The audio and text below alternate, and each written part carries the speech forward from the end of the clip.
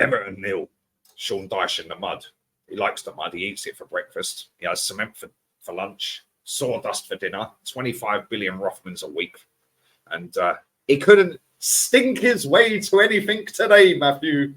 And we got our first win at Everton since Wayne Rooney returned back to Everton in 2017. Scored against us that day in a 5-2. Yours truly was there.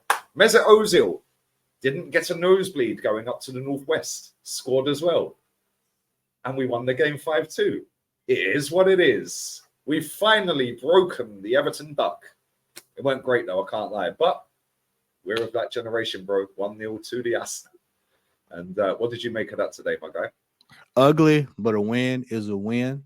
And once again, proven right about Trossard. The man has to start. Clearly, by far, he is one of our best impact players. He was informed during the summer.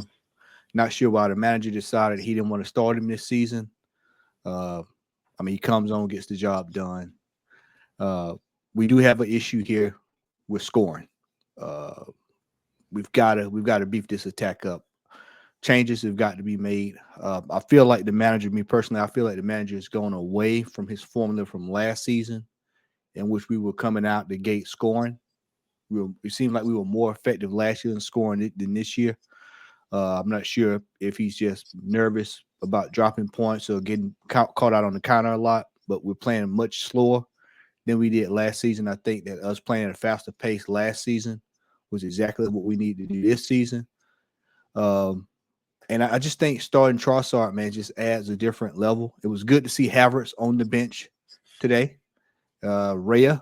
Best position. Everyone keeps waffling about what's his best position. Third in from the right on the bench. That's exactly where he needs to be at. Mitigate trouble. Having him on the bench is the best way to go. Bring him off for substitutions, and even then, people are still gasping for air. Raya today looked assured, looked confident. The defense looked much better. It wasn't as erratic. It's amazing when you play your best back four. Yeah, you actually look a lot better. Who knew? Yep.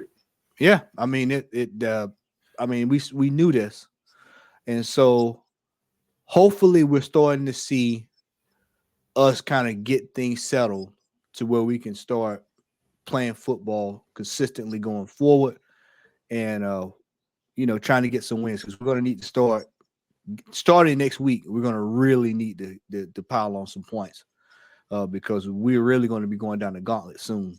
And so City is not too far behind, not to look past Tottenham, but we've got City looking right down the barrel.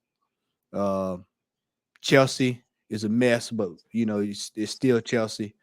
And of course, like I said, we still got the derby, which I always say is 50-50, even though I still think we have a really good chance of taking care of that lot next week. But we've got to go with the best 11. And I'm going to keep saying that until he does it. We have to have our best 11. Otherwise, we're going to be in really, really deep doo-doo if we don't have our best 11, because we just can't keep chancing it, Lee. We can't keep chancing it, man. We got to go with the best 11, the best proven 11, the best players. Our best 11 is without Eddie in the room. Yeah, I know that's going to upset some people, but Jesus and Trossard just the attack just looks better. Mate, Trossard came on the pitch. Listen, it's unfortunate that Martinelli got injured.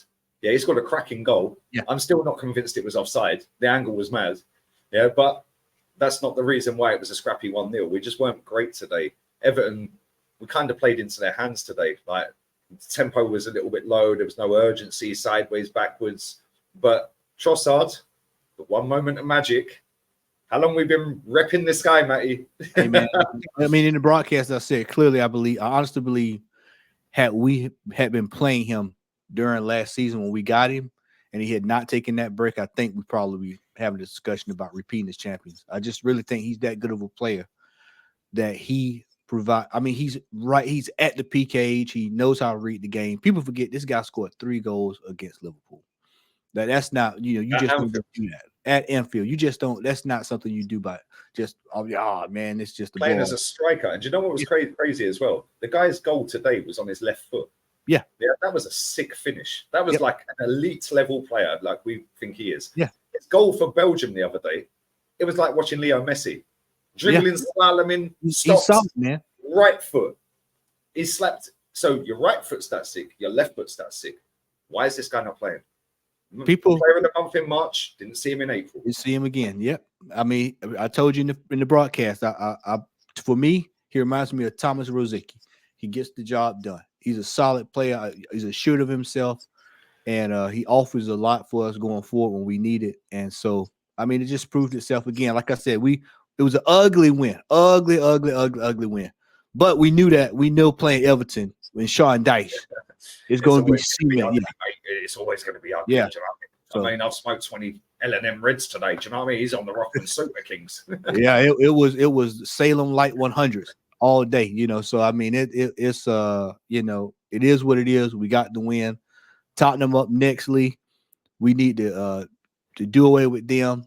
We need to get them out of the way, and we need to start focusing because that City game is getting closer and closer and closer. And we've got to be ready for that, and we've got to try to maintain a level of health. We can't afford any more injuries. Otherwise, it's going to start getting kind of crazy around here. This is what I was saying to you on the watch along with Ola as well. Like, if Declan Rice gets injured, he's been our best player this season, by the way. Yeah, I'm just throwing that out there. I think he's took to Arsenal like a duck to water. Yeah, a bit like Jude Bellingham at Real Madrid, who, by the way, are losing.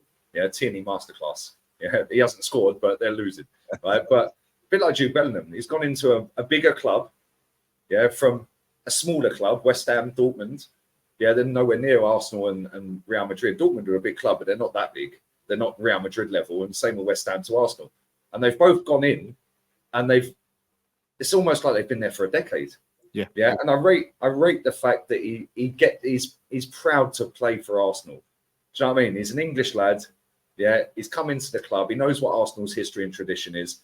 He's put that shirt on. He's proud. And you can see that when he plays. Like, there was a couple of sloppy moments today. All players are going to have sloppy moments, yeah. But consistently, so far since he's got to Arsenal, I've loved everything about his performances.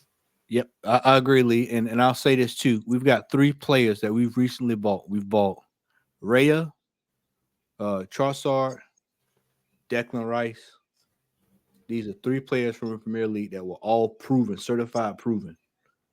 And here you are seeing what the results are when you get certified proven players. And this is why I say, when the window opens up, we need to be sitting right. We need to put a down payment down for Ivan Toney ASAP. And I guarantee bring him in, it'll beef up this attack. And a lot of these problems we're seeing will be sorted out. And then it gives us some options because let's just be frank. We need to be coming out of this group in the Champions League. And we need to be putting ourselves in a situation where we can compete in that. And for me personally, I want us competing on all fronts this year. And like I said, you beef up the spots that you need to be beefed up, and we'll be good to go. So, like I said, agree with you, man. And listen, we've got some good players, and we said this on the watch along earlier. Yeah, like we're not buying duds anymore necessarily. Yeah. Yes, we've had some duds under this regime, Marquinhos, Lokonga, etc., etc. Yeah, we can list them all, right? Yeah. But the starting 11 players, most of them have been hits. Yeah, Ben White, I didn't rate him at centre back, but I rate him at right back. Yep. Yeah. Martin Odegaard, he's got better and better and better. He's putting me in the gutter. I'm cool with that. You're in the mud. Because if he's playing well, then cool. Declan Rice, happy days. Trossard, happy days. Jesus, we know his class. Zinchenko, I'm not cool with him, but it is what it is. Yeah, people have rated him, whatever. Yeah, but it's almost like Raya, like you said.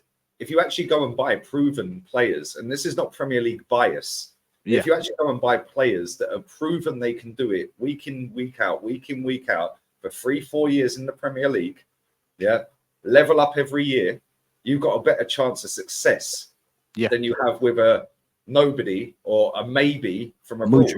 A Mudryk. There you go. Mudryk for 80 million. Trossard for 27. I'm taking Trossard every day and twice on Sunday, bro. Yeah. Declan Rice. Yeah. Declan Rice for 100 mil. Bro, I'm taking that guy over any midfielder that has come to the Premier League this summer. Yeah. And there's been some good ones come to the Premier League this summer. Szoboszlai, different player.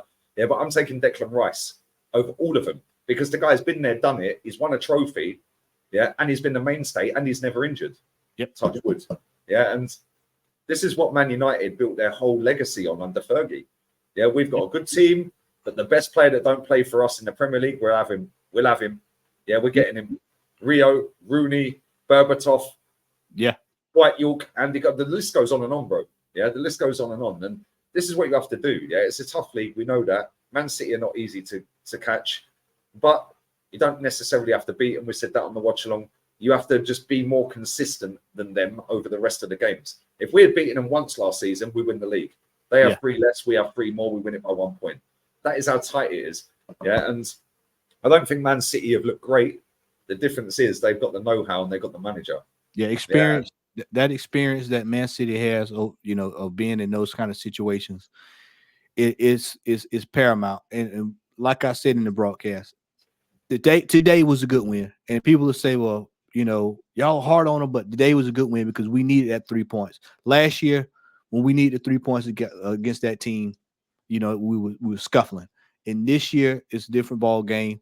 And as I stated last season, a lot of what you do in the first half of the season will come back to bite you in the second half if you're not careful.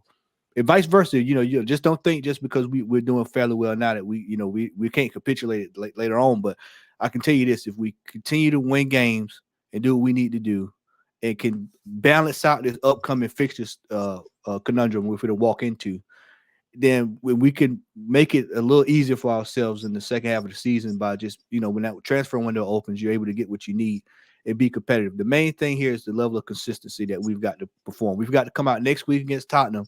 We've got to get 3 points. We got to get 3 points, y'all. The week after that, 3 points. Week after that, 3 points. Because it's not a race in the Premier League. It's a marathon. Yeah, and you have to be near flawless to beat Man City. Yeah. But listen, Matty, love as always. Appreciate you giving up your time, man. Not only for this, but for the watch along as well.